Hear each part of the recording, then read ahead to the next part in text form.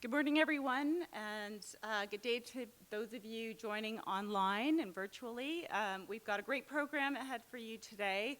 I'm Ann Thomas. I'm the Senior Advisor of WASH. I look after the Sanitation and Hygiene Washington Institutions team in New York, but I'm also leading our emerging program on climate resilient sanitation. And I'm really happy to be here convening what we have now a growing body of work on climate resilient sanitation that is being fueled by great partners, and you'll be hearing from all of them today. So the origins of this session began a year ago when UNICEF with the Global Green Growth Institute, the UTS Sydney, the Bill and Melinda Gates Foundation, the World Bank, WHO, ADB, AFDB, and Leeds University, WaterAid, and SNV launched the call to action at COP27. And it was basically a reaction to the sanitation sector's missing voice in climate discussion. And we also felt that there was growing evidence on the contribution of poorly managed sanitation to greenhouse gas emissions, the vulnerability of sanitation to climate change, and the resulting negative health and educational and economic impacts. So we launched this call of action that basically was aiming at a diverse set of actors, government, academics, NGOs, international agencies, to do what they could to not only raise the evidence base on climate resilient sanitation, but also to get into the discussions to be able to channel more funding into the sector. And we're used to hearing dire statistics about sanitation, but when we combine that with climate, it's profoundly alarming. We know that 3.6 billion people lack access to safely managed sanitation, but when combined with the 2 billion people that are likely to be displaced by sea level rise this century, and 500 million people displaced annually from riverine flooding, it's clear that action is needed. From the UNICEF side, we're meeting this challenge by leveraging our current country programming to support the evidence base on climate resilient sanitation, looking at both the role of greenhouse gas emissions and also adaptation as part of national climate rationales. We'll also be looking at how our country level programming can play a role in coordinating and supporting the global coalition on climate resilient sanitation. But the call to action really calls on all of us to contribute our knowledge and our expertise and our respective value in the sector to this global issue. Which brings us to today's session. We structured it in 3 parts to showcase the work of the sector to date in building evidence and know-how, supporting governments, and ultimately working towards defining actions to be taken by conveners of the CRS coalition. We'll start with Barbara Evans, who's going to share with us the latest research on climate resilient sanitation. We'll then move to a panel discussion on actions that have been undertaken by NGOs, development agencies, and the private sector to address sanitation and climate change before we focus on the coalition itself. We'll introduce you to the coalition, talk a little bit about this partnership, and the work plan for the year ahead. UNICEF is proud to have been a founding member of the call to action and to collaborate with some of the leading agencies to help address this critical issue. Throughout today, we're looking to you to contribute your experiences, your thoughts and insights to strengthen the conversation and accelerate progress on achieving climate resilient sanitation for all by 2030. To start us on this path, I'm very pleased to welcome Dr. Amgad Elmadi, who is going to be giving us a keynote address. Dr. Elmadi is a water sector senior specialist from the Green Climate Fund, and which is one of the leading climate financing institutions globally. Please join me in welcoming him to speak via video from South Korea. Oh, we can't. Hearing me well? Ladies and gentlemen and distinguished participants, it's an honor really to be standing before you today and talk about that critical journey toward or to address really one of the pressing challenge of our time, which is really climate resilience. So what I'd like to suggest, before I bring Barbara up, I just wanted to assure the people online that we will have a moment for a Q&A where we'll be bringing your comments and questions to the session, and that'll be primarily when we do the panel discussions after. We will not have Q&A for Barbara's presentation just because we have a really packed schedule today. So without further ado, I would like to invite Dr. Barbara Evans to share with us the latest research on climate resilient sanitation. Barbara is a professor of public health engineering at University of Leeds. Over to you, Barbara.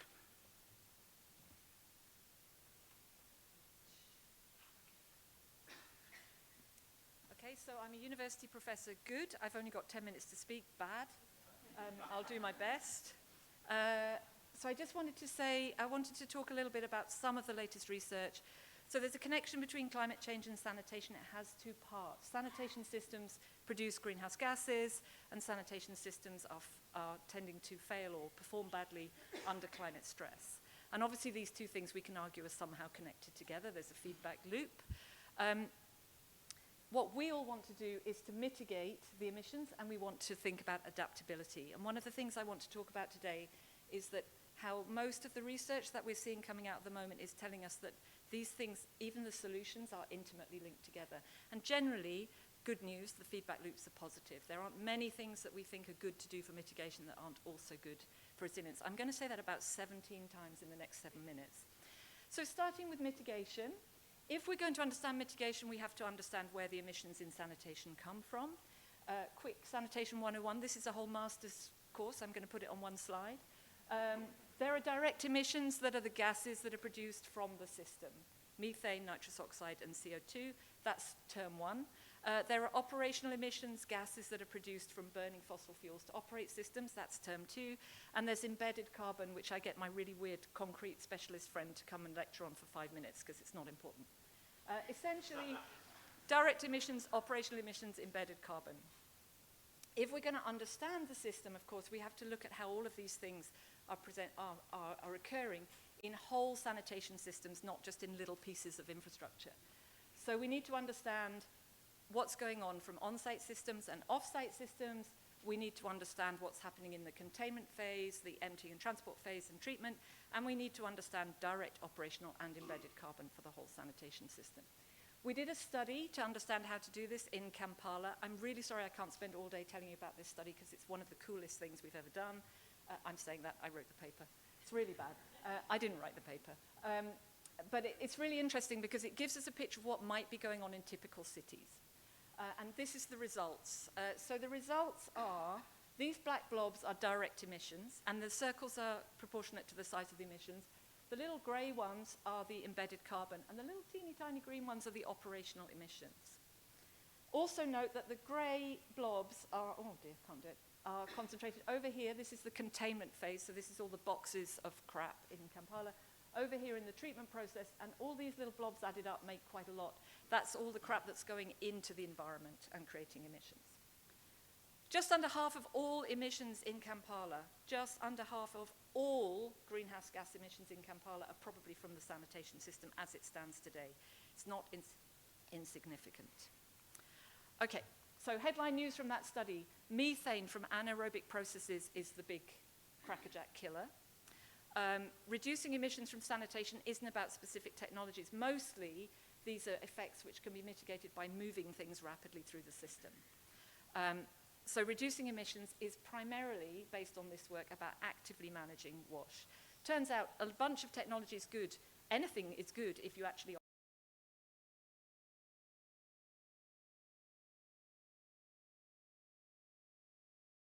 Bye.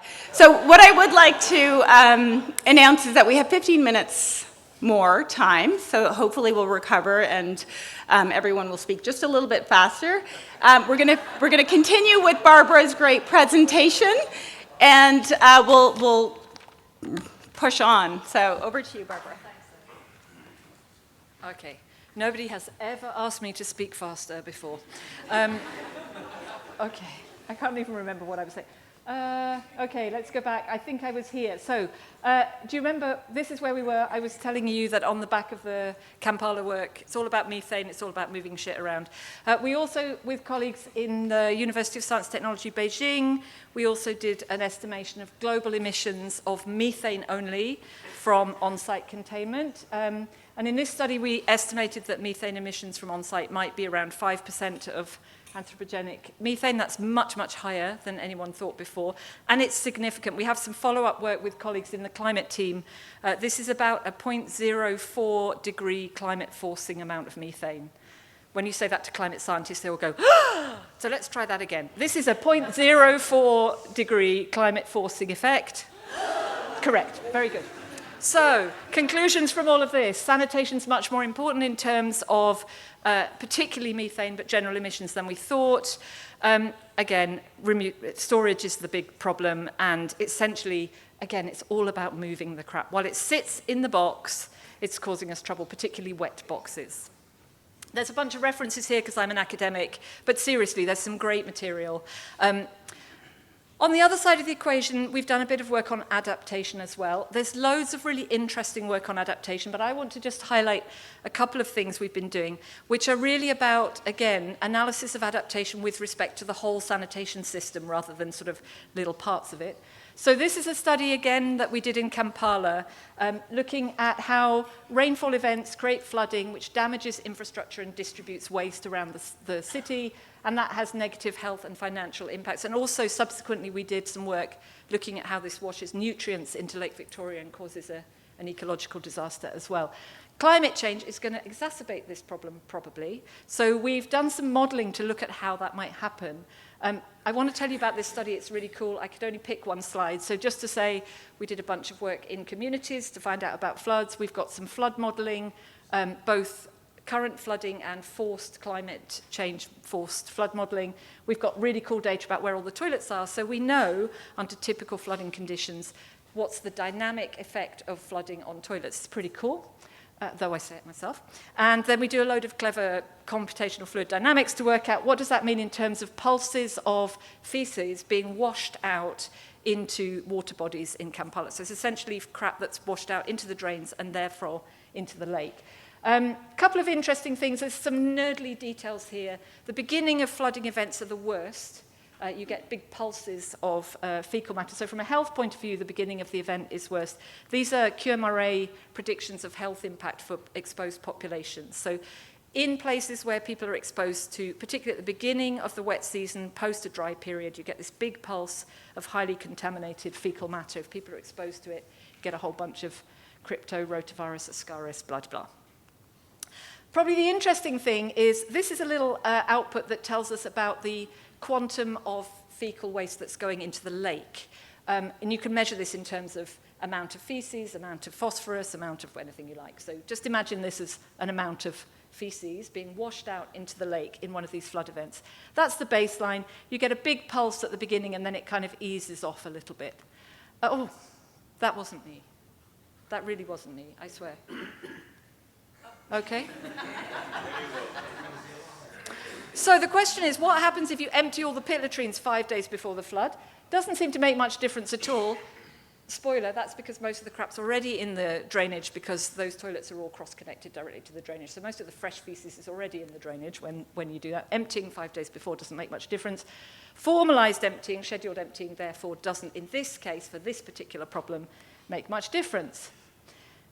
Eliminating direct connections to the drainage and ending illegal dumping in the drainage is the way you prevent this environmental problem, because it's the crap in the drains primarily that's causing the problem. The amount of feces that washes out of the toilets is very small compared to the amount of fairly fresh feces that's washing around in the drainage system. Also, flood-proof latrines just makes the situation worse. These are the Kampala standard flood-proof latrines, which are very tall and have very deep pits. Makes the situation worse. Conclusions from how much... Oh, what was that? Blimey, this is a very exciting presentation. I'm really stressed. Am I talking too fast? Oh, okay. Oh, right. Does anyone have a fan? I kind of really need... Anyway. Headline conclusion. A lot of fecal waste gets washed out during flood events. Mostly it's from the environment and not from the pits and tanks because the whole sanitation system has a bunch of failure points in it. The most effective interventions are to reduce illegal dumping and ensure that waste is captured and taken to treatment. I think if we did that, then we might start seeing that frequently emptying is also becoming better, but at the moment it's kind of dwarfed by the other effects. Kind of magic bullets, a lot of them... I've had lots of conversations with people in Kampala who say, but if you just build the toilet like the way I think it should be built, this problem will go away. And I kind of, yeah, maybe, but we do really have to have the management systems in place. This is where that work is written up with a bunch of very smart people. And Another this, thing we've few done things that is I'm going to looked say at here systematically are at based the on a evidence systematic of the review, which impact we've of climate just change on recently sanitation. This is published. Leonie's The work. references I'm going to here. embarrass her now, This Leonie. is Stand also up. funded by the This UK is Leonie's government. work. That's And Leonie. this was a systematic Thank you very review much. which looked at just shy of 60,000 research She did a systematic outputs. review. She didn't really And want one to of the do it. She reasons why really this didn't want to review do is it when she found out she significantly was going to have to larger look at nearly than any other 60,000 that's been papers. done before is that we She used to like included, me. She really hates me now, but climate- fine. Conclusions from this study. I really recommend you read this. It's a great paper. The evidence for how climate impacts sanitation systems is very scant and uneven. So don't let people tell you we know the answers. We don't really. We have some indications. Interconnections with other systems such as drainage are not well considered in the literature and are probably much more important. So a lot of this kind of research is done in a sort of theoretical, isolated way, and we've got to really understand how all of these systems work together. Again, magic bullets don't exist. It's very boring. Finally, I want to tell you about one other project which is going on at the moment, which is about mitigation and adaptation, funded by the Bill and Melinda Gates Foundation. Well, I'll tell you who's working on this project in a minute. It's called Sanitation and Climate, Assessing Resilience and Emissions. This is an attempt to give us a stronger empirical base for some of this work. So a lot of the work we've done so far is based on modelled estimates of emissions from sanitation. So in this project, we're measuring in the field emissions from real systems under real normal operating conditions, however we find them, warts and all. And believe me, there were a lot of warts in these systems. Mostly these are on-site pits and tanks. They're in Senegal, Nepal, Uganda, and Ethiopia. Some downstream systems also included. We're also observing resilience at the same time. So we're really interested in being able to say, you know, does it make a difference if things are emptied? Does it matter if they're big or small? Does it matter if they're in high altitude areas or low altitude areas? We will have some really good new data, and we're currently opening some conversations with members of the IPCC panels to suggest that maybe we might get to a point of being able to update some of the emissions factor estimates for sanitation on the back of this work. There'll be a new standard method for measuring greenhouse gases from on-site sanitation that's coming out very shortly, and we'll be publishing all this emissions data. It'll all be open access. We kind of aim to have all of it online by early 2024. I don't want to say that too loud in front of Brian in case he holds me to it. Here are all the really great people who are working on that project. So watch this space. There's a website, and please do come up to me afterwards. I think this might be my summary slide. Oh no, this is my summary slide for all of this work. The evidence is scant and uneven, but we're seeing a growth of interest in this area, and there is new evidence emerging. So one thing I would say about this whole conversation is it's great everyone's interested. I would urge people not to rush too fast to oversimplifications and sort of, you know, it's not yet possible to say, if we do X, Y will happen. It's more complicated than that. We can start to say, Y seems to be really important. We need to think about that. But I think, you know, if X, then Y, the evidence is not strong enough for that as yet. Both mitigation and adaptation are very complex. But again, I'm going to say it again, the most promising things, the things that we know are good for mitigation and resilience at this stage that we're confident about, also happen to be the things which are really good for sanitation generally. Move the crap quickly, treat it sensibly, make things resilient, make sure your trucks are well lubricated, pay your workers enough. All of that is not bad, and it's good for all the other reasons. And they all, you know, reinforce each other. I'm sorry I always do say this, magic bullets don't exist, but I think this kind of whole idea of anything you're producing, there are great pieces of tech, there's great all sorts of things, but if we don't manage it properly, we're not going to be solving this problem. So that's my kind of core message. I have no idea if I hit my time target, but I did my best. I'm sorry about the fire alarm, which I did manufacture for, you know, special, so you'll never forget this talk, right? And thank you very much to the organisers for letting me run through all of that.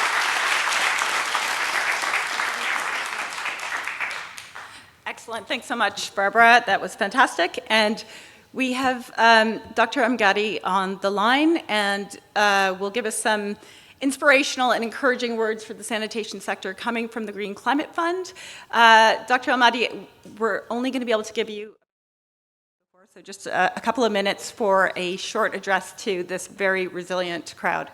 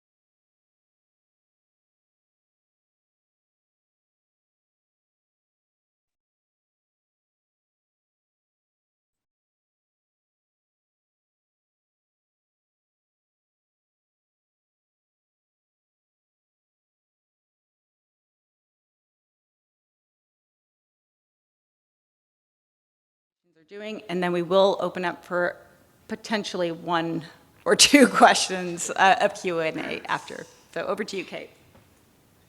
Okay, so if our panelists can come up. Yeah, please come and join me on the panel. And while they're coming up, I'll just tell you a little bit about what WHO is doing on climate resilient sanitation. We're super happy to be part of this coalition. Of course, WHO is interested in human health. We take a risk-based approach to that. Thank you. We've been working on integrating climate risk through all of our sanitation-related tools and our overall strategy, but we see that in order to really get traction on here, we need to be working with all of the others in the sectors and learning from what's happening in research and in practice. So we're here today with our panel to hear from you what you're doing on climate resilience, what you're doing with this research, how you push this out in your programs. So I'm going to start with you, Gustavo, for the World Bank. Sure. How many minutes do I have? Nominally 4, but we'll try and keep chatting. Okay, thank you. Thank you, Kate and Anne, and the organizers and the members of the coalition for inviting us to participate and speak at this event. I would like to quote Anne. Thomas, you said something that resonates a lot, I guess, with everybody. Sanitation is the missing voice in climate action. And this is precisely what has motivated the World Bank to start a study, but also an initiative that we call Sanitation in Times of Climate Change. And this is basically trying to contribute to the understanding and the knowledge that Barbara summarized so well in your last slide, Barbara. There is evidence, but the evidence is not so clear. We need to do more work. We need to deepen the analysis.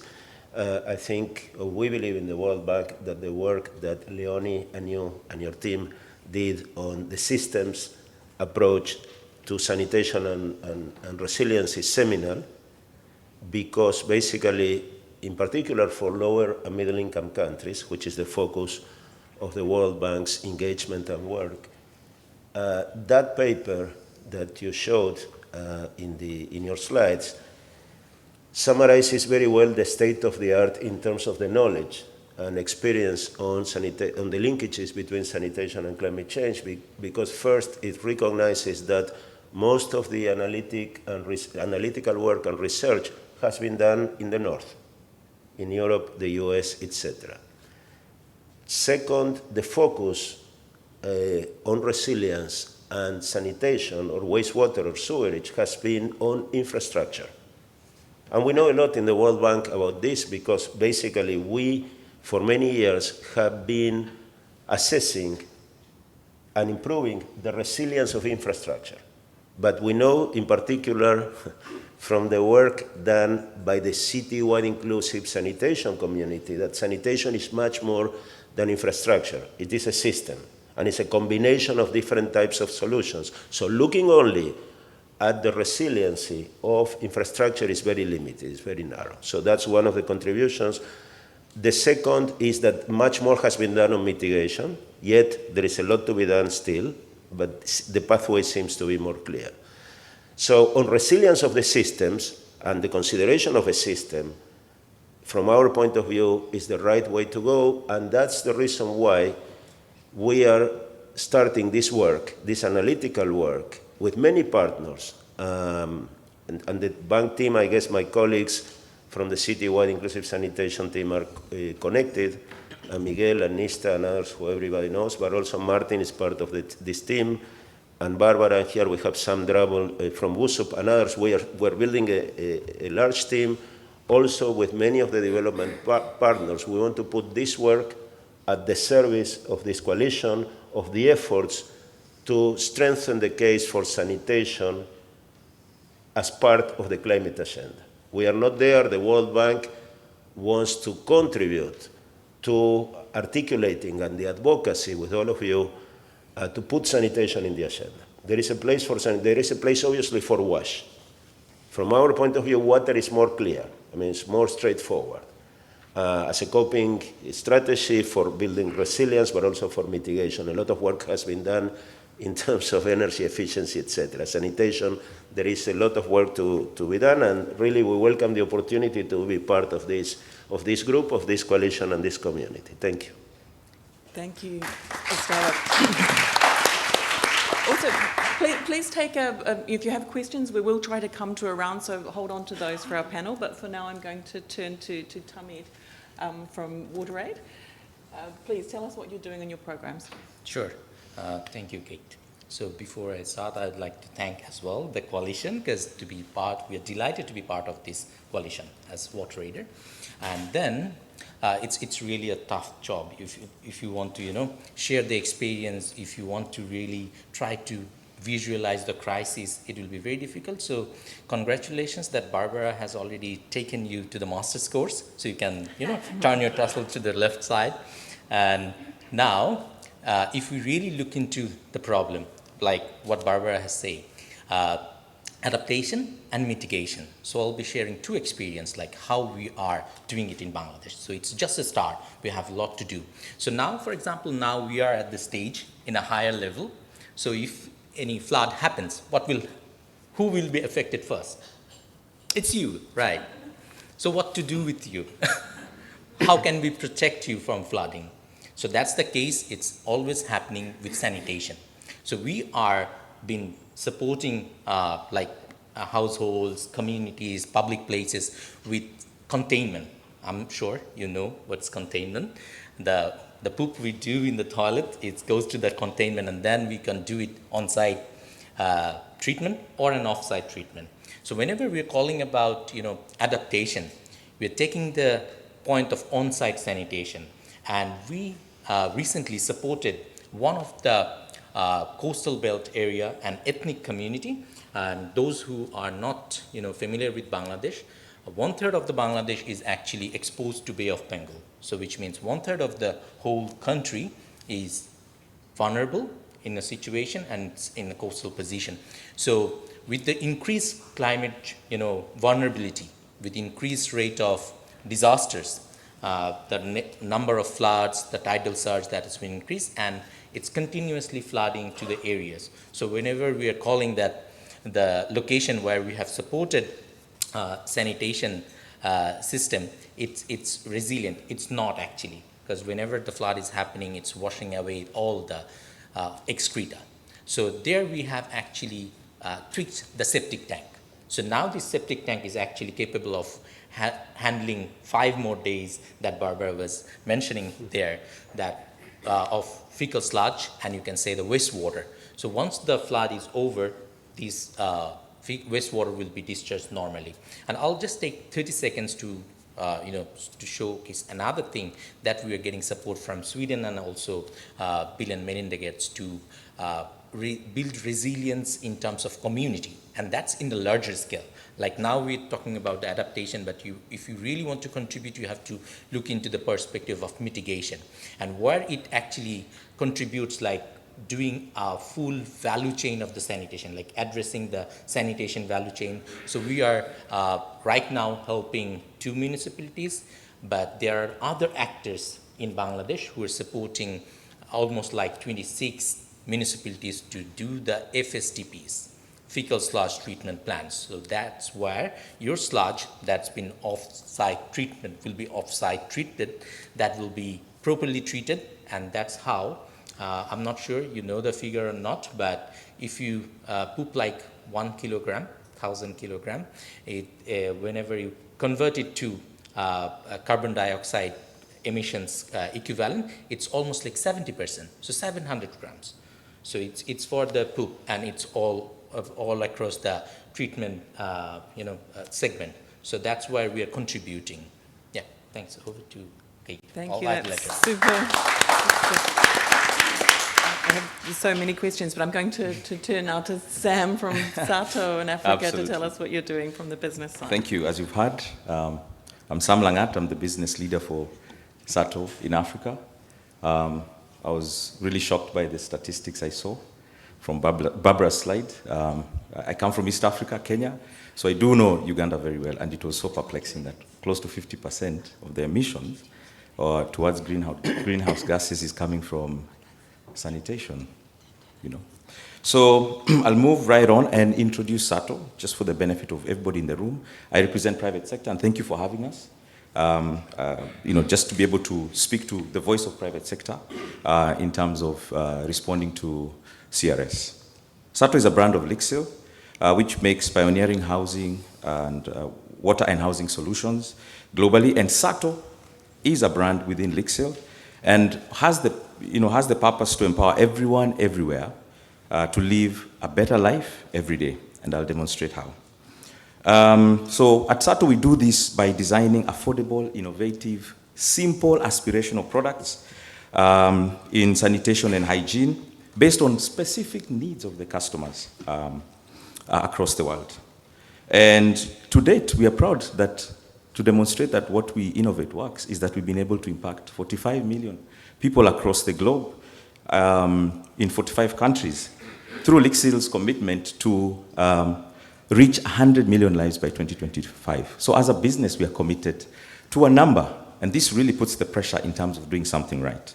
Now, moving on to climate resilient sanitation. What are we doing today as a business?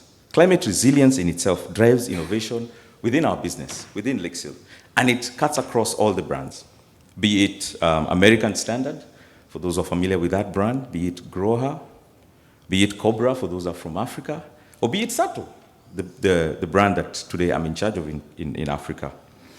And this is driven by Lixil's impact strategy, which has 3 core pillars. One is global sanitation and hygiene, and you'll see why they're all interconnected to climate resilience. Sanitation, water conservation and environmental sustainability, and diversity and inclusion.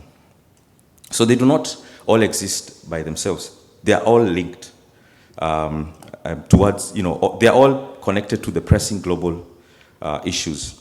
And so we as a business are able to leverage our strengths and expertise in order to be able to address this significantly. And therefore today, let me give you examples in technology and innovation. There's the whole pressing issue about water stress. And this is across the world.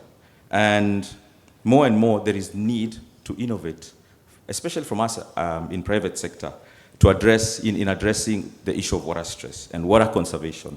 And therefore at Sato, we've incorporated water-saving features to our solutions, bringing this value to millions of people. Remember, I've just talked about 45 million lives. So this is something that we are bringing to the community, to the users, to the people today who need toilets. And not just toilets, but toilets that use less than a liter of water to flush. So we are responding that way. And at the onset of COVID, we innovated Sato Tap that uses about 100 milliliters of water to wash your hands. So this is how we're responding. And then in terms of the products themselves and what goes into the development of the products, we're looking at areas of recycling plastic. The water tap that I've mentioned actually mops up the PET bottle that would end up in the garbage dump as a reservoir for the hand washing. So this is how it's also contributing through behavior change, right? And then last but not least, I'm seeing my time is up, is in disaster preparedness, right? And this is, in the line of humanitarian action. Now, he's touched on a point where if we don't have good toilets, when these disasters happen, it becomes even worse. So it's important for us at private sector and anybody else in the sector, to ensure that the designs, the technology, and when it comes to the construction of the toilets is a preventative solution. And in addition to that is in the response. So we have in our portfolio, the solutions that we provide allows for quick response. There is a need to rapidly respond to emergency situations, right? That may have been caused due to climate change. And therefore, looking at the future as I wrap up, and to me it's almost like a call to action. It's important for us to understand what are the needs within the sector. And this information is so important so that we are able to respond with our capabilities, our resources, our technology team, right? In just developing the products. And for us to make them available so that effectively these communities can be able to respond to climate change. Right? Thank you. Okay, I just want to ask a couple of questions of you, if you give me a super quick answer if you can. I think some of the themes that are emerging here is that the things that are good for mitigation are also good for resilience. We know some things, but we still need more research, and it's clear that it's not just about the infrastructure. This active management message is a really big one. Gustavo, I want to start with you because, the bank makes really big investments in infrastructure around the world. How do you see this agenda changing the investments you're making? It's on. It's on, okay. I think it will change. I mean, it has to change because the bank, as many other organizations, both national and international, traditionally, and this, in my view, has a lot to do with the education systems and the engineering schools and formation, we have focused on infrastructure mainly, and our clients as well. In general, we tend to be responsive to the requests of the clients. But we have learned over the last 5 years that infrastructure only is not the right approach to sanitation, and we need to promote the combination of different types of solutions on-site and off-site, and look at, of course, the institutional side and the regulatory side and the different mandates of the different authorities. So we are internally in the bank, led by our citywide inclusive sanitation team, but now by our global director, a change of mentality internally among our teams to promote more and work with our counterparts, both at the national and subnational level, city level, the idea of citywide inclusive sanitation. But now, I would say, internally at least, in the World Bank, we need to think of what we start calling citywide inclusive sanitation 2.0. Because this is a different world than 5 years ago. Technologies have changed, a lot of new technologies have emerged. I'm not talking about the sanitation technologies only, but I'm talking about digital technologies. I'm talking about wiser technologies in terms of toilets and sensors and transmitting the information so that from a control room you can make decisions about the operation of the sanitation system. So many things have changed, in particular the impetus for climate mitigation and adaptation. So I think it will change. It will be slow. The World Bank today cannot impose and doesn't want to impose anything on the countries, but we can advocate. I mean, we are part of this coalition, and we will be part of other coalitions to advocate for change, and this needs to change. Yeah, and I think it will change. I mean, but that's why, and I'm talking also internally within the bank, because we face the same challenges as the international community faces. Internally, we also face the challenge of making a stronger case for WASH and climate change. And we need to continue advocating, we need to continue providing evidence to promote the internal change so that sanitation, in particular, will be recognized as part of the climate change agenda, and therefore we will get more attention, and attention will generate the change that we need. Thank you so much, Gustavo. And I'm going to ask the same question to both of you, because I think what I heard from you, Tamia, was kind of, among many good points, was things about technology, increasing the holding time of some of the tanks, some of the construction of fecal sludge treatment plants. You were talking about your Sato pans and the taps. Again, these are sort of infrastructure things, and I want to hear you say a bit about how you're going to adapt to this active management that we're hearing is so critical. I think the role of few parties are very important. So that's government. So probably we'll go back to the opening ceremony, where we talked about the governance, finance, and innovation. So that's very important. The private sector could have to play the role of innovative, should push the innovations at the climate resilient sanitation sector. At the same time, governments and the other stakeholders, they have to come forward with the solutions that will actually benefit what Gustavo mentioned about, having a dashboard. SNV has a really good example of IMIS, which not only support the, sanitation sector, but its overall governance system and so on. And if you really read about the crisis that we are having with bringing technologies more resilient to climate change, then we have to finance a lot, at least 3 times. That's what our report says. If you read the mission critical report, that you can see that in different parts of the world, we have assessed that how much finance is needed. Okay, thank you. And yeah, to tell me what's with Sato, I mean, you're a technology organization, right? So how does the active management work in that model? No, absolutely. For us, we respond to what's needed in the market, and that's what feeds our innovation pipeline.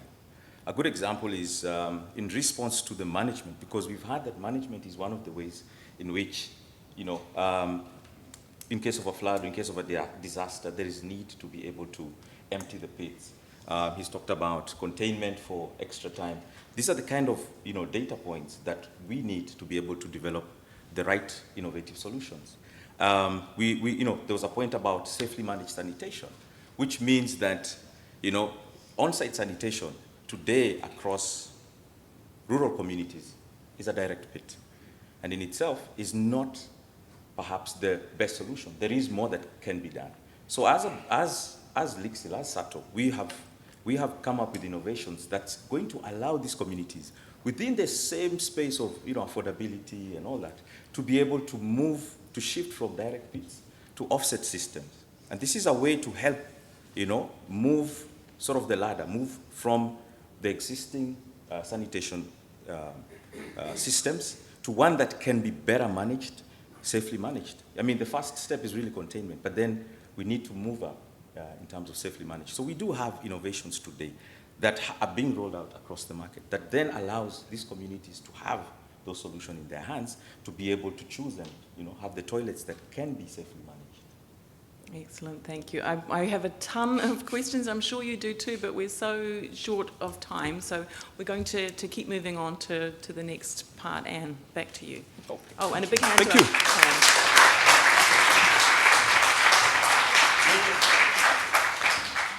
All right, thanks so much, Kate and Sam and Gustavo and Tamid. That was really excellent. Lots of great learnings coming out already around, you know, going beyond infrastructure for sanitation. Of course, that conversion rate from poop to methane, I can't forget. And anyway, look, going forward, what we would like to shift now to is to present to you the work plan of the Global Coalition on climate resilient sanitation, and I'm going to invite now Antoinette Coma, the Global Head of Water at SNV, to tell us a little bit more about the coalition, why it was formed, who's in it, and what we're doing to implement what we're calling the call to action. Over to you, Antoinette. Thank you very much, Anne. Yeah, and I first need to recognize here our long-standing partner, Institute of Sustainable Futures of the University of Technology of Sydney, and specifically Juliette Willets, who made this presentation that I'm doing, because our parallel online session is also going on and she's taking care of that. So I'm very happy to be here. We've talked about insights from research on sanitation. We've talked about practical examples, and the question is, are we doing enough? Are we making enough impact with it? And I think the answer is no, because the way we are managing our sanitation today is affecting our resilience in terms of health, in terms of pollution, in terms of biodiversity. When you look at dead waters, a lot of that comes from sanitation. There's a direct link. And we're also, as Barbara explained, emitting unnecessary amounts of greenhouse gases.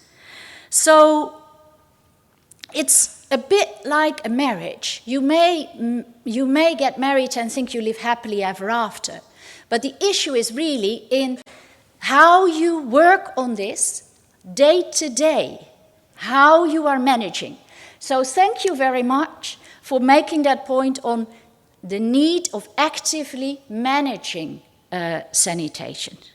And the problem is that with our current management and the combination of climate change, we're only getting worse. Yeah?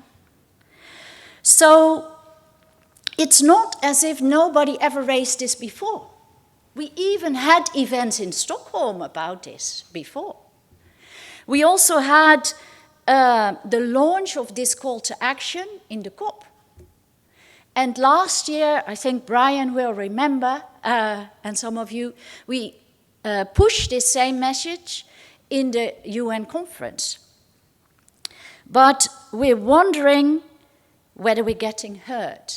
And we feel it is necessary to speak louder, make a bigger voice, and make a coalition on this. Because what we're seeing, and there's a whole lot of examples here, but what we're seeing is low priority of climate change in the sanitation practice and low priority of sanitation in the climate space.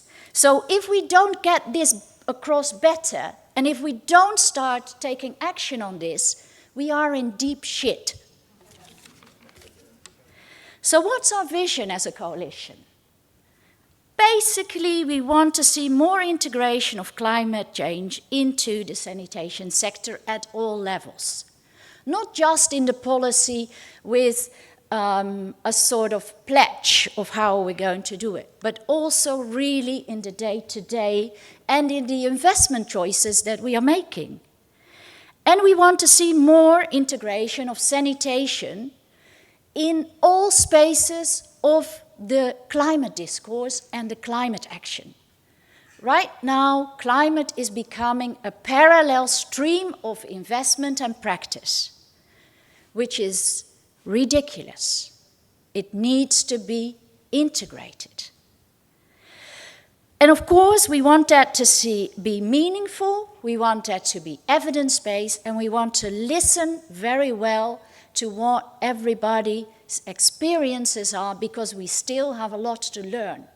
But we also need guts, we need courage to start working on it. So this is the group we are now, and we have the ambition to grow.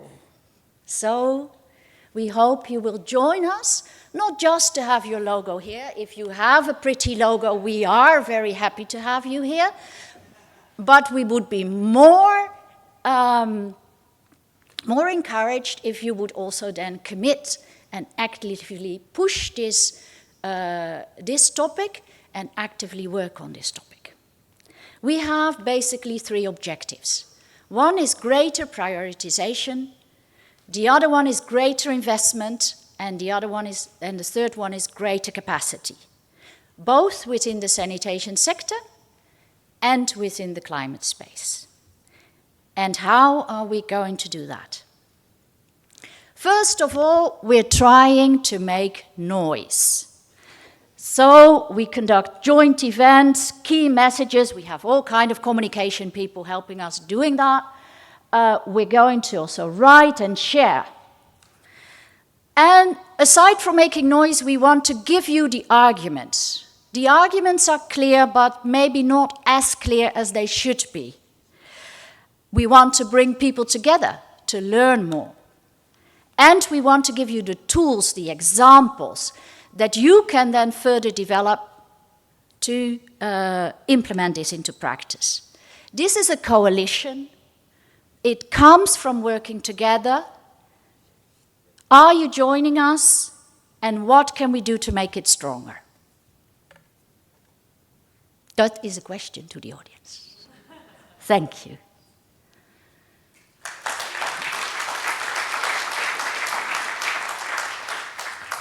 Okay, great. Thanks so much, Antoinette. So that's great, and you've laid out really well the coalition's ambitious agenda, what we're looking to do. I think you've recruited a few people. I can just tell people are excited about this. So we want to stress test some of these ideas coming out from the coalition, and we're calling upon our collective vision and wisdom to help strengthen the initiative. So hopefully at the end of this, we'll have a little bit of time for some comments from the crowd. But before we get to that, I would like to invite Sam Drabble, who's the head of evaluation at WSUP, to moderate our next discussion. And joining him are Amelia Wenger, the program lead of the One Water program at the Wildlife Conservation Society, who's going to be speaking on the lessons of coalitions, and Romeo Bertolini, who is the deputy director of NDC Partnerships, who will be discussing the climate sector more broadly and hopefully with the intersection of, the eventual intersection with the sanitation sector. So without further ado, I'd like to welcome our panel to come on up and welcome Sam Drabble to moderate.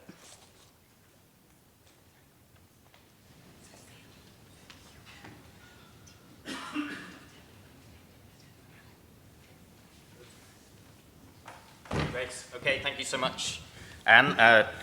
Firstly, just to reflect, I think what a fantastic session, incredibly high quality of contributions, full of incident. And in this final piece of the session, we're going to broaden this out somewhat. So we've heard from Antoinette, really an explicit aim of this coalition is to engage with wider sectors. And it's a common critique at World Water Week. We will happily come to World Water Week, but we're commonly heard complaining that it's the sector, the water and sanitation sector, talking to itself. This coalition recognises the need to reach out, to engage the climate sector, to engage the urban resilience sector in particular. And we have great people to speak to those challenges. So Amelia, really an expert in cross-sectoral collaboration. Romeo, deeply experienced in supporting countries in developing, designing, implementing nationally determined contributions. So just to begin with some initial reflections, if I can come to you first, Amelia, just for some brief reflections on what you've heard today around the evidence base, around the coalition. Are you persuaded by this? What do you make of what you've heard so far? Yeah, thank you.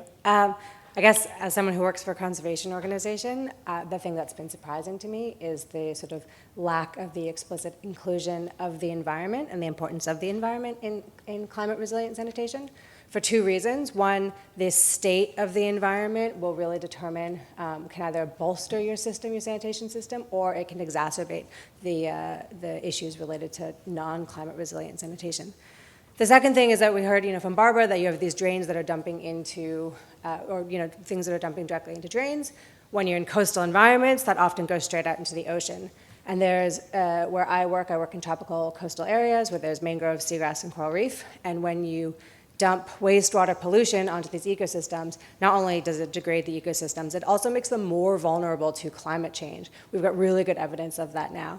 And so if we're thinking about strengthening the system, you have to think about all elements of climate resilience, but also makes the environment a really important partner because we have a huge vested interest in helping sanitation achieve climate resilient sanitation to then strengthen our own ability to achieve climate resilience in our system. Yeah. Perfect, thank you. And we'll come back to hear more from your research around these aspects of environmental protection. And Romeo, what are your initial reflections on what you've heard? I had several flashbacks, I think, when Ant was talking about bringing this coalition to life and starting it off, because we were quite in a very similar situation back in 2015 when we had the Paris Agreement coming up and everybody was complaining we were working in silos. The negotiators are negotiating the whole year, they're traveling from one place to the other, but nothing is happening, and there's no interlinkage between the climate action and the NDCs, the nationally determined contributions that became so surprisingly successful and universal in a way and really built the matrix and the basis of the Paris Agreement, that we thought and we started to assess with countries, Colombia, Vietnam, Uganda, and others.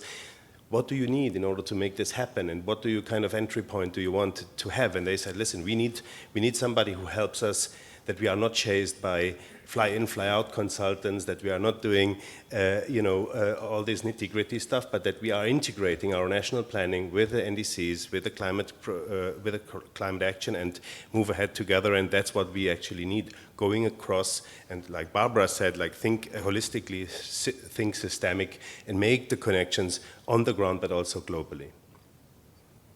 Fantastic, thank you.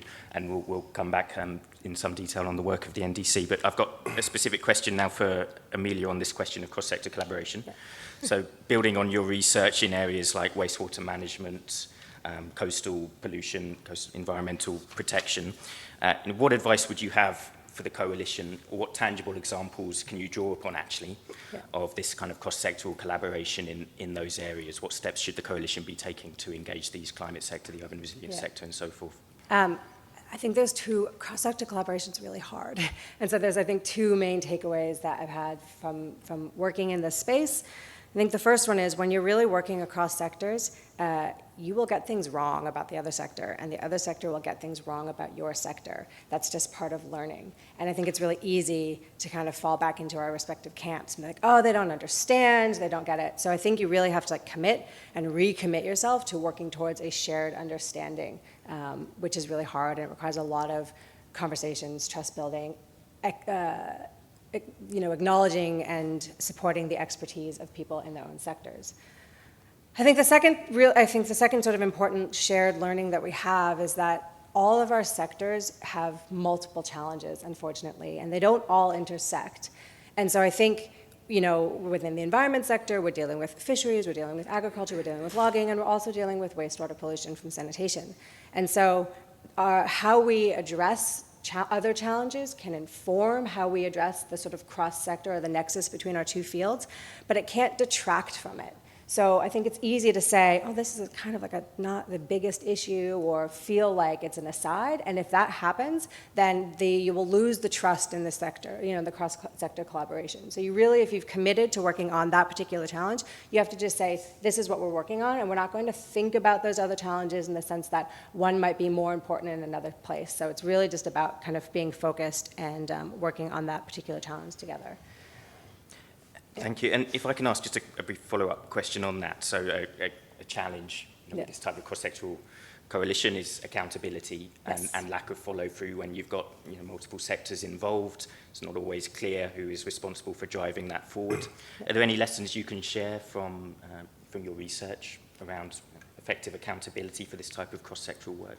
Yeah, so I think we have a project ongoing in Fiji where we're looking at sort of like multiple risk factors of waterborne diseases and coastal ecosystem health. And that, from the very beginning, we started as an integrated program. I think where, accountability sometimes breaks down is if you sort of like bring someone as like the token person from the other sector. In the case of Fiji, we've done sort of joint programming together. We're working as one, and we're addressing lots of different kinds of risk factors, including sanitation, but also including ecosystem health things like landscape restoration. The recognition that like just fixing sanitation is not going to fix all of the risk factors. So it's really sort of developing joint programming together and working together, as opposed to, sort of bringing people on just for one part of the ride. Perfect, yeah, that's really clear. Thank you. So Romeo, wanted to dive deeper into one aspect of the NDC partnerships work, which is around the water-climate nexus. So you've provided technical assistance to countries to enhance the integration of water in formulating, designing, implementing their NDCs. So within that water-climate nexus, how, if at all, does sanitation fit into that? And connected to that, what role do you see for this coalition in supporting the integration of sanitation within climate sector support to countries? Yeah, thank you very much. And I think we don't provide technical assistance. We are the platform to connect people that provide technical assistance, financial assistance, investments, and so forth with the request that we collect and surface on the country level. And these are related to the NDC. So if there's water sanitation in the NDC, the idea and the way and the model that we pursue is that we are breaking down these NDCs into concrete, tangible activities, and we are basically convening meetings on the country level. We have facilitators that work on that, and we try to bring on board the water and the agricultural, the energy ministries in order to talk and bring them in order to address this kind of silo thinking and breaking up and create a common understanding.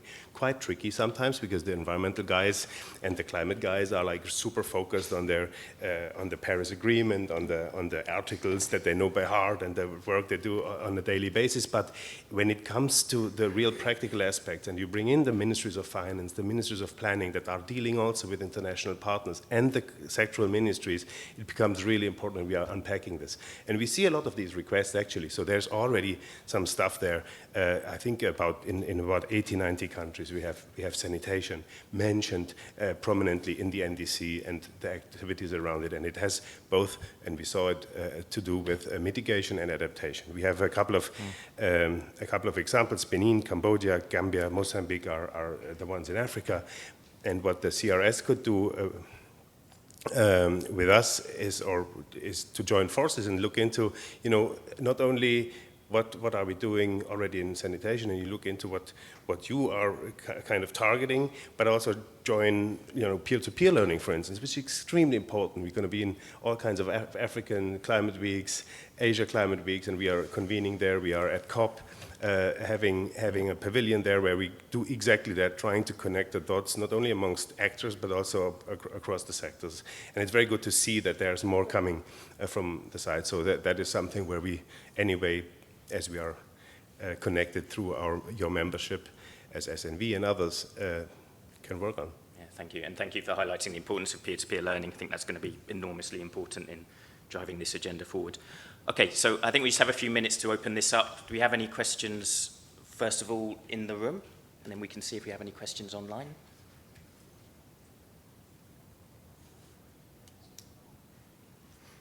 I'll check my WhatsApp group. Oh, we've got a hand at the back there. I'll try to remember my question. It was for Gustavo from the World Bank. And you had mentioned that, can I use mine?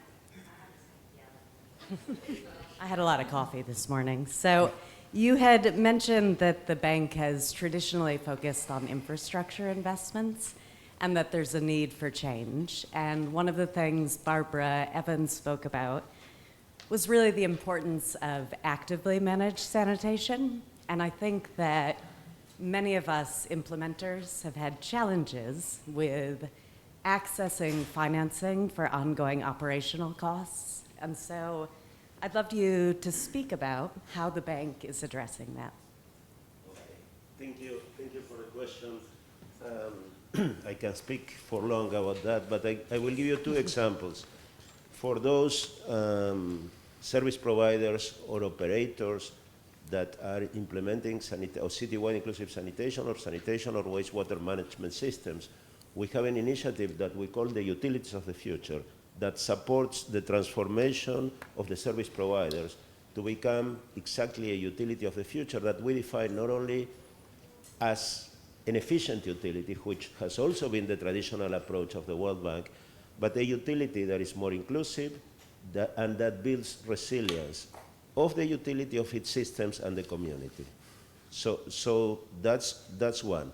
The second, precisely because of what you are saying, precisely because of the traditional focus of the bank, not only the World Bank, the development banks in general, on construction of infrastructure, when it comes to infrastructure, we developed a few years ago a new lending instrument that we call the, here? Just be on the stage, just so the, oh, sorry. Okay, so, thank you. Precisely because of the traditional focus of the bank and other multilateral development institutions, the traditional focus on infrastructure, we developed a few years ago a new lending instrument beyond the traditional lending for investments that we call Program for Results, that disburses against results, and in particular development results. So we don't disburse the funds against an invoice for a new toilet or for a new pipe or for a new water treatment plant. We disburse against concrete, tangible, measurable, independently verified results, such as water running through the taps, or wastewater treatment or STP plants functioning and delivering the quality of wastewater that is expected. To get there, you need capacity, you need management, which is what Barbara was alluding to, and your question as well. So we are putting money against the operation of the systems as well. This is very innovative, and I can say that there is a new generation of loans from the World Bank in countries across the world, from Mexico to Peru, to many countries in Africa, from Senegal, Kenya, Egypt, and Asia, South Asia as well, where we are applying this new lending instrument that I think in a way can contribute to focusing more on the management and not only focusing on the infrastructure. Now, that said, all this knowledge that you are sharing here today, we should incorporate in the design of this instrument, not only do what we are doing now, which is look at the effluent of the wastewater treatment plant, but make sure that these innovations are incorporated in the criteria for disbursing the proceeds of the World Bank. Thank you.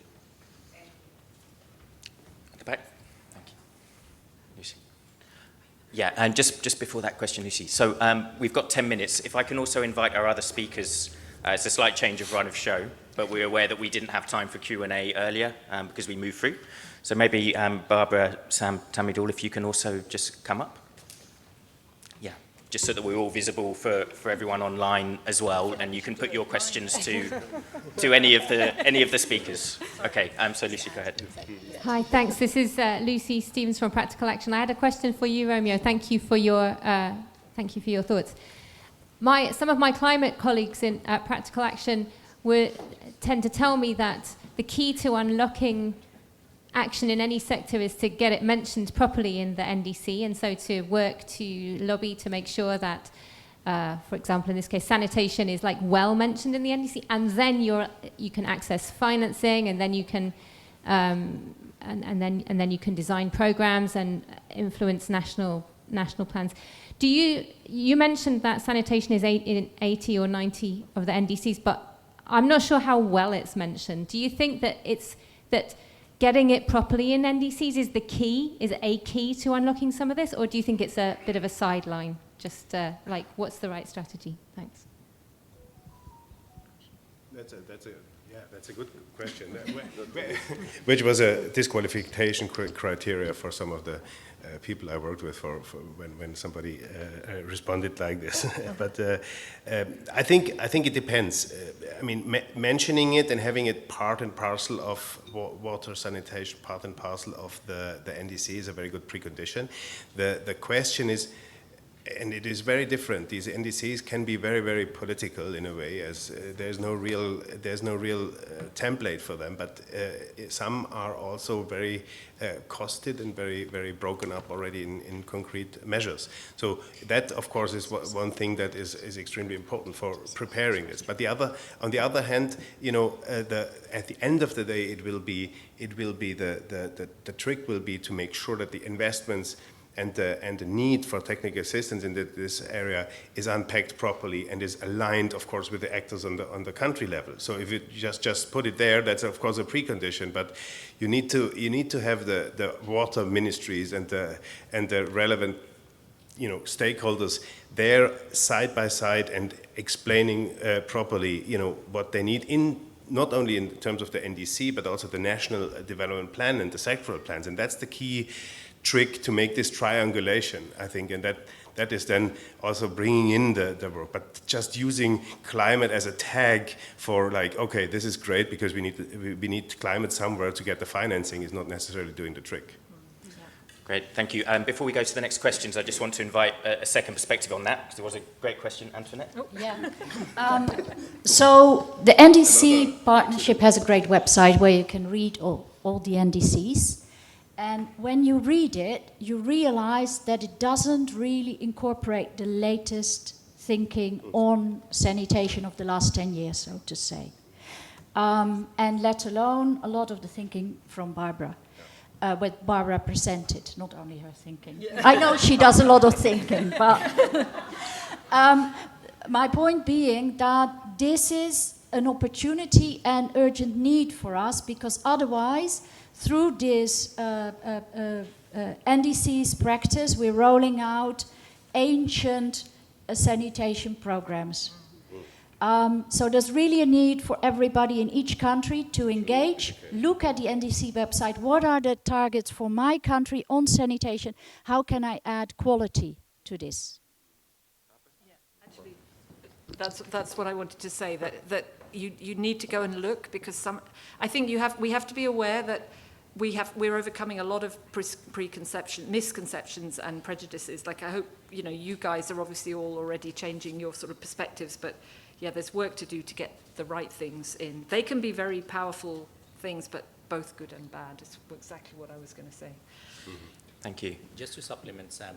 Yeah, so please. We also tried it out, actually. We have assessed like whether NDC is currently, you know, aligned with the climate resilient sanitation that we are talking about. So we have a, assessment that's available in our website. Please do look into that. So, great, thank you. Gentleman there, yep. My name is Divalok. I come from Bangladesh and work for DSK. It is a great session, and I see many of my good friends there on the podium, especially Barbara, whom I know for a long time. I am just to figure out my question. One thing is, in our country, first we struggle for containment. Now what you are saying, that containment is not enough. So sludge needs to be disposed immediately. So in that respect, people practice fixed scheduling, so they schedule emptying of pits. Now you are proposing 5 days, right? If I'm correct or not? Okay, you will respond. Now that immediately clicks on my mind, that immediately relates to the clients of the utilities, and they might not be that much interested in doing that because that will invite additional cost. So my question is, how you figure out your suggestion to the practical realities of our countries? Thank you.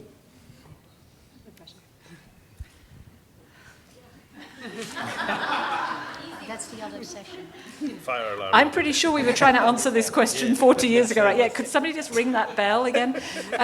No, you're quite right. So I can't I don't think we should go into the details now. It's not the place. But I want to say one very important thing. Climate and emissions are a super important thing that we need to take into consideration.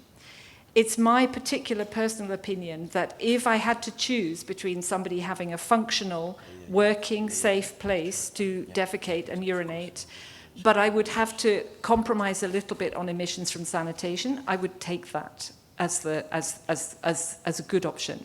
Because we should never forget that the function of sanitation is not to make up for all the other failings that society has, which are creating emissions. Now, I'm here saying sanitation's more important than you thought. It is, but it's still not the big, crackerjack issue that we should be fighting. So we must not allow this to become a reason to aspire for impossible solutions in sanitation. First, sanitation has to work.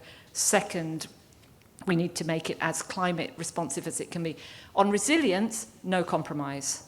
But on mitigation, I think we have to be realistic. So, I'll come and talk to you about the 5-day thing afterwards. But yeah, I think it's really important that we don't let this become a reason to just be frozen and not do anything, would be my... Thank you so much. Yeah, and Gustavo, I think you wanted to add. Yes, when you mention costs and increasing costs of the utilities and reluctance of the service providers or utilities to undertake the management of the whole cycle, I couldn't avoid thinking about the importance of regulation. It is unlikely that the change will happen voluntarily by many service providers. So you need regulators who incorporate the full cost of service provision into tariff determination. You need leadership. And in that regard, I also welcome the initiative of the government of Bangladesh, as we speak, to create a regulatory agency that when it comes to waste to sanitation, it will look comprehensively at citywide inclusive sanitation. That's a step in the right direction. Thank you. Yeah. Thank you, Gustavo, for highlighting the role of regulation. Absolutely will be fundamental. So we're out of time, but we just have one question. If I can take that, and then anyone, if they can give a very pithy response, and then we can close it there. Not a question, it's just a comment on the NDCs. I'm Bilal Akbar. I'm from Australia's Department of Foreign Affairs and Trade. On the NDCs, recently one of the Pacific country, they updated their NDCs, and interestingly, the total, you can say the mitigation needs, out of that, 1/3 was from wastewater and sanitation. So that shows the impact, the footprint of the whole water and sanitation sector. More, that has not only on the adaptation but also on the mitigation side as well. Thank you. Great, thank you. That's really helpful. Okay, so we will wrap this up there. This part, I'll hand back to Anne to conclude. But a big round of applause for all of our panelists, please. Thank you.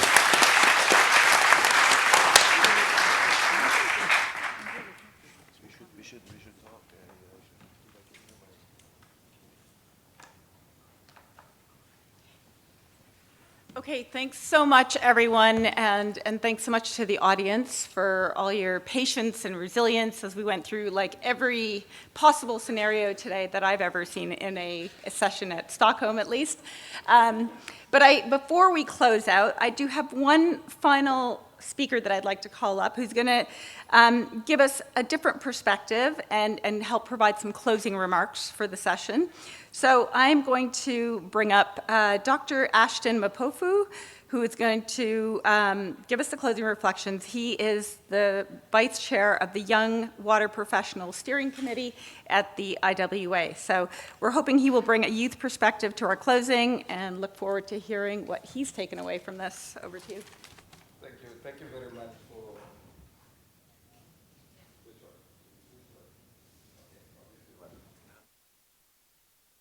thank you very much for having me here. I think as a young person, it's important to be one of the voices in the room to give some pointers and to give my thoughts as well to the discussions or the kind of conversation that we had. I must say that I've never been really in a room where people talk a lot of shit and with smiles on their faces after all.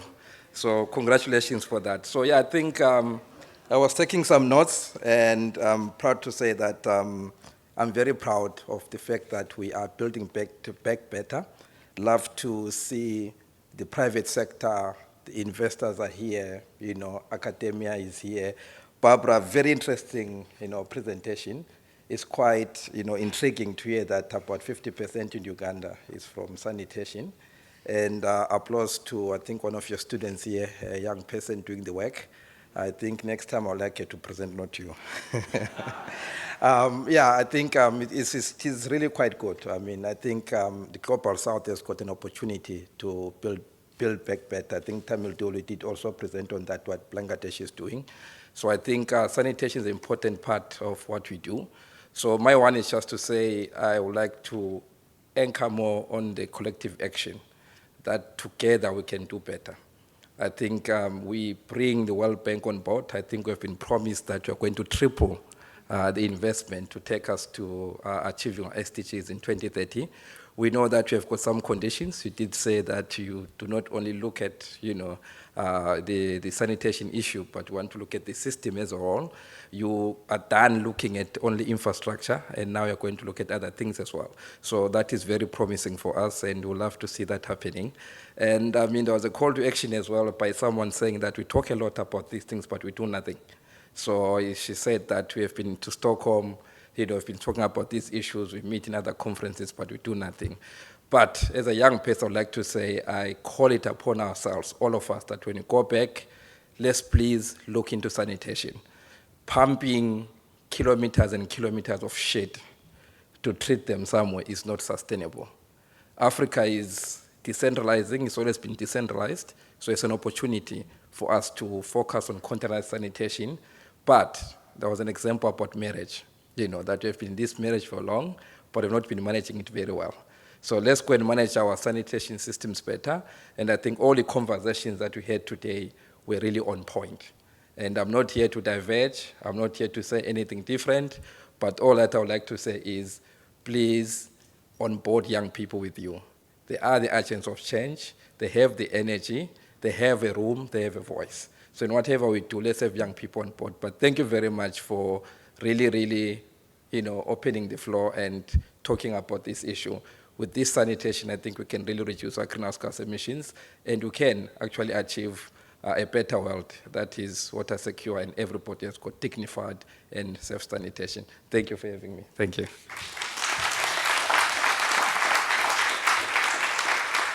All right, well, thank you very much, Ashton, for bringing a very complicated and wide-ranging conversation to a coherent close.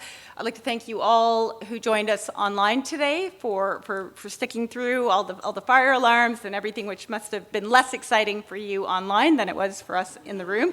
Also like to thank everyone in the room for coming back after the fire alarm and your interest in this topic, and we look forward to working with you and sharing more about the work of the coalition as we go forward. Take care.